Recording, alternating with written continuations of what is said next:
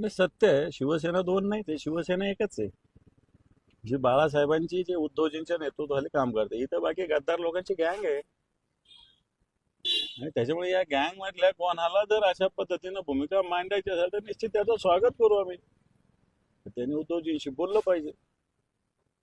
पण या नेत्यांनी जे जे शिंदे सेना आहे त्यांच्या नेत्यांनी अनेक नेत्यांनी मातोश्रीवर असो किंवा मातोश्रीतल्या उद्धव ठाकरेंवर असो, आदित्य ठाकरेंवर असो, रश्मी ठाकरेंवर असो, त्यांच्यावर खालच्या स्तरावर टीका केली. तर चर्चा केल्यानंतर याच्यावर तोडगा निघू हे पहा, शकतो. राजकारणात अशा टीका होत असतात एकमेकावर.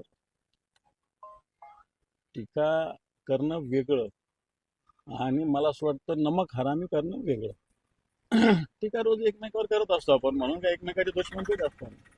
पण तो नमक हरामी करणं हे तर चुकीचं आहे. जर हे शिंदे गट एकत्र येऊन जर का मातोश्री आला तर चर्चा पुढे जाऊ शकते. काय नाही जाणार, जाऊ शकते. दुसरा प्रश्न लाडकी बहिणीचा आहे. हे जे काही लाडक्या बहिणींना अनेक बाहेर काढलंय, त्यामध्ये हे जर पैसे बेकायदेशीर असतील तर सरकारने परत घ्यावे. हा तुमच्या खिशातला पैसा नाही तर जनतेच्या खिशातला पैसा आहे, तो परत मिळवलाच पाहिजे. या एका मुद्द्यावरच निवडणूक रद्दच व्हायला पाहिजे होती. बरोबर, या निवडणुकीच्या मुद्द्यावर निवडणूक लढली आणि मतं मिळवले, निवडून आले लोक आहे. आणि हा पैसा जनतेचा, हे सत्य आहे. परंतु हा मंजूर करणाऱ्या अधिकाऱ्याच्या खिशातून व्यक्त करा. मी एखाद्या बहिणीला त्रास द्या असं मी मुळीच म्हणणार नाही.